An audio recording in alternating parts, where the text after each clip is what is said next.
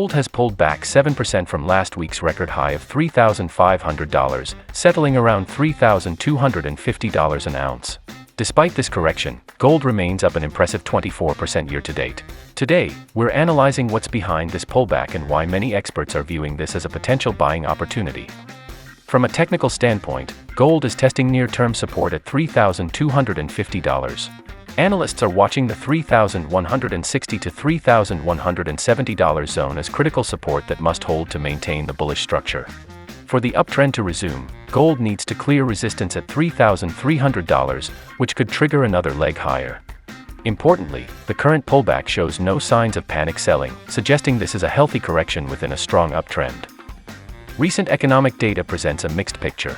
Q1 GDP contracted by 0.3%, suggesting economic slowing. However, the labor market remains resilient with 177,000 jobs added last month, beating expectations.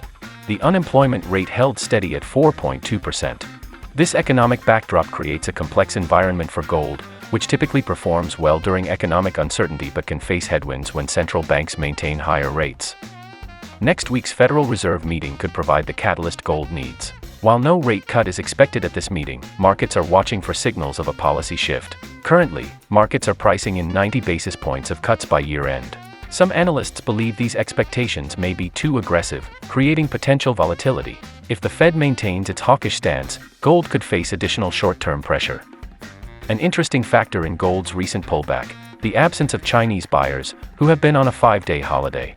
Their reaction upon returning to markets on Tuesday could significantly impact price direction. Will they view this correction as a buying opportunity or accelerate the sell-off? This could determine gold's short-term trajectory. Most analysts remain bullish on gold despite the correction. Saxo Bank's Ole Hansen is actively buying this dip but warns that prices could move lower before stabilizing. The consensus view is that gold's fundamental drivers remain intact, including Trump administration volatility and economic uncertainty. However, analysts suggest caution until we see how Chinese investors react and what signals emerge from the Fed. For traders and investors, these are the key levels to watch: immediate support at $3,250, critical support at $3,160 to $3,170, resistance at $3,300, and the important trend validation level at $2,950. A break below $2,950 would cause many analysts to reconsider their bullish outlook. For daily updates on gold and other precious metals, subscribe to our channel. What's your view on gold's correction? Let us know in the comments below.